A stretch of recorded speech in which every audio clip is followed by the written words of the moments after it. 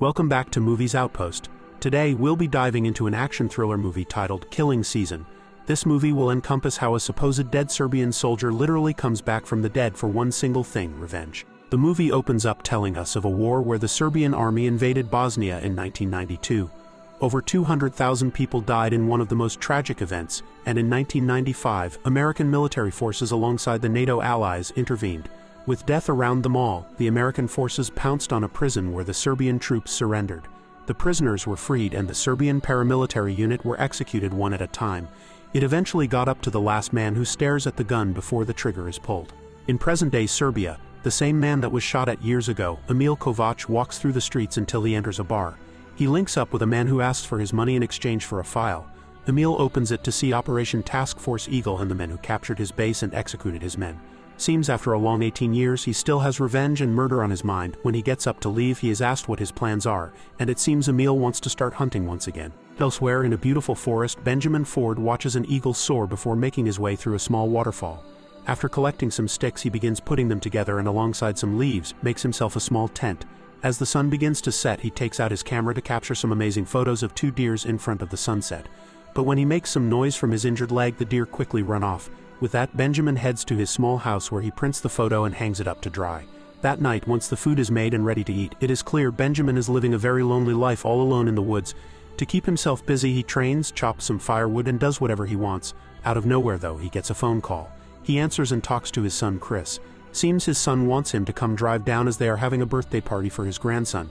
However, Benjamin asks if his ex-wife's husband is going, and once he discovers that he is, Benjamin makes up an excuse not to attend the event, much to his son's disappointment. It is very clear that this bothers Benjamin quite some bit, as well as he drops his medicine down the sink and accidentally breaks his mirror. After getting into the car to go get some more medicine for himself, everything is not okay when a shadowy figure watches the car drive past. To add to Benjamin's problems, his engine begins to fail and the car is forced to come to a stop. As he goes to have a look, Emil appears from behind him and asks if he needs some help. Benjamin gets quite irritated and tells him that his services are not needed. However, he eventually changes his mind and Emil gets to work. Within a couple minutes the vehicle is on and working. After having a small chat with one another, a storm heads their way and Benjamin thanks Emil for helping him before taking off. However, as the storm gets heavier and Emil walks by himself, Benjamin comes back and asks if he's going to be okay in this weather. Emil brushes it off as a walk in the park, and Benjamin learns that Emil is from a small village in Serbia and tells him to come stay the night in his house. Once they arrive, Benjamin wants to know why Emil traveled halfway around the world. Seems Emil wants to find an elk to add to his collection, and after waiting 18 months for a permit, he was allowed to go hunting. Benjamin shows off his bow, which is quite something. However, Emil pulls out his own weapon, which both has its advantages and disadvantages compared to Benjamin's. Emil then gets on the topic of war and makes Benjamin believe he was on his side. He then continues by telling him that the fiberglass on his bow could break, and he knows this as he used to work in a fiberglass manufacturer before the war. After Benjamin shows off some of the photos he has captured, he offers Emil some dinner. The two sit in each other's company for the vast majority of the night. Reminiscing about the past, Benjamin says the Serbian war was nothing but tragic and he misses nothing about it. With his men dying and the injuries he harbored, it was not an enjoyable experience.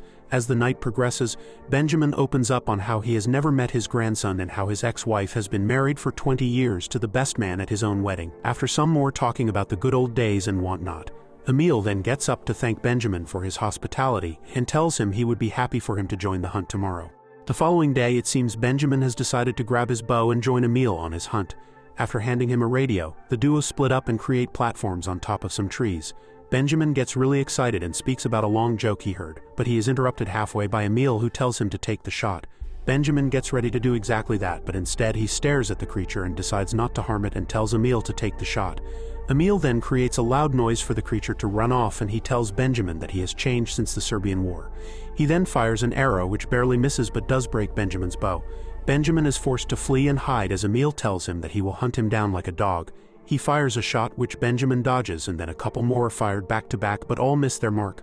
However, the closer Emil gets, the better his shots, and he manages to get one directly through Benjamin's injured leg. Benjamin is forced to yank it out and he must keep on moving. He can barely do that though, and so he takes shelter in an old abandoned building. Emil is close behind him though, but Benjamin goes into a hiding spot underneath his attacker. However, he is quickly discovered, but Emil does not kill him. Benjamin swears at him to take the shot, but he is instead told to come on out. As he goes to sit down, he is kicked to the ground and humiliated. Emil then tosses him some rope and wants him to take the rope through the hole in his leg and tie it up with an arrow at him. Benjamin does exactly what he is told, only to discover himself yanked off the ground by the rope. It causes him some excruciating pain, and Emil begins screaming at him to say the truth how it is instead of hiding in the mountains to hide his past. Emil wants him to confess, but Benjamin grabs a stick from beneath him and knocks Emil over so he can cut himself free. The duo then fight one another until Benjamin is kicked into a river. He gets thrown around and approaches a massive waterfall. However, he manages to latch onto some rocks and pull himself to safety. Eventually, he finds his way to a cave and lights himself a fire. He immediately takes out the rope from his leg and gets to patching it up. Once that's done, the old military instincts come back and he creates a bow for himself, ready for the next encounter with Emil. Some while later, Emil radios Benjamin and tells him of a tragic tale, of how his mother and sister were ripped from their homes and were used before being killed. The men also received a gruesome fate as they were left to die in front of the village. Emil wants Benjamin to spill his guts as he has just done, but he receives no response. Simultaneously, Chris decides to pay his father a visit. Alongside his wife Sarah, they get no answer and are confused as Benjamin's car is there. The baby is also with the couple, and simultaneously Benjamin comes from the woods and spots his guests alongside the grandson he has yet to see.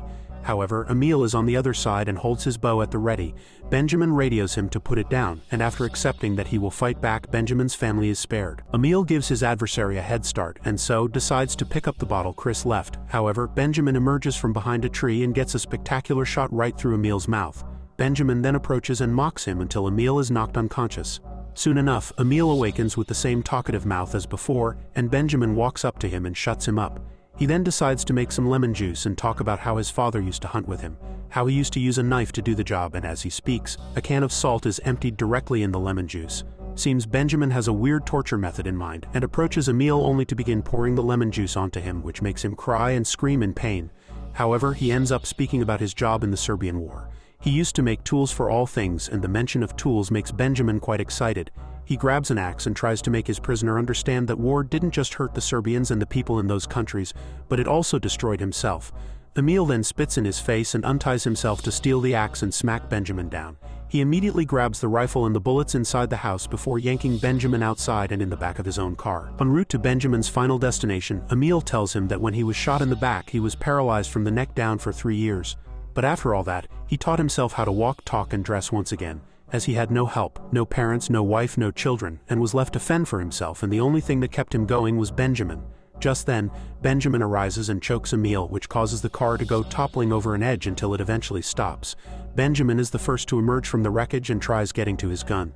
Emil then shoots a flare gun from behind him to cause a fire, but it doesn't stop Benjamin from grabbing the gun and pulling the trigger to discover it's empty. He then tells Emil he wins and wants him to just end it all. Emil refuses to do so until Benjamin confesses what he has done and so walks him up a mountain.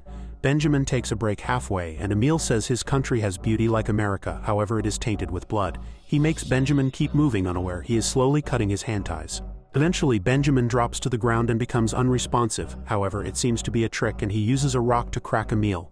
Using his time wisely, Benjamin escapes and finds an old abandoned home to find refuge in. Once inside, he locks the door and walks to the other side until he breaks the floorboard under himself. He gets up and spots a piano, to which he starts grabbing the wire from within as the front door is being kicked at. Soon enough, the door is busted open and Emil walks in. He quickly spots his prey, but the wood above him is dropped, which allows Benjamin enough time to approach and fight his attacker. His plan doesn't work though, and Benjamin is then sliced open from Emil's loss of patience. He once again asks Benjamin to confess, but the silence speaks louder than words, and Emil has had enough. He points the gun at Benjamin, who asks to be face to face. Emil complies, but another trap is in plan as Benjamin uses his father's metal to stab and neutralize his adversary. As the sun finally rises and hours have passed, Emil awakens to Benjamin finally confessing that in October 1995 his unit was the first on the ground and the first thing they saw were anything but good. That camp was run by Serbians calling themselves Scorpions. Many had surrendered themselves over to go to a prisoner of war camp only to be released in a couple weeks. However, Benjamin refused to let this happen, and he alongside his team took the Scorpions atop a mountain and murdered them all. But unfortunately, Benjamin has to do it once again and says that the war got to his head and was like poison to his mind. That's the reason he could never look his son in the eye, let alone his grandson.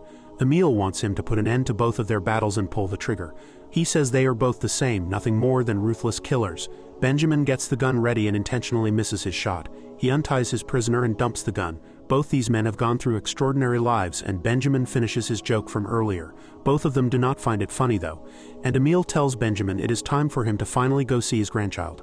The scene then cuts back to Bosnia, where Emil walks into the bar from earlier and has found what he's been searching for, peace at last. Benjamin, however, gets a cab to take him to a house. When he knocks, his son Chris opens the door and is shocked to see his dad there. His happiness cannot be described in words, and that's the end. Make sure to smash that like and subscribe button, and I'll see you on the next one.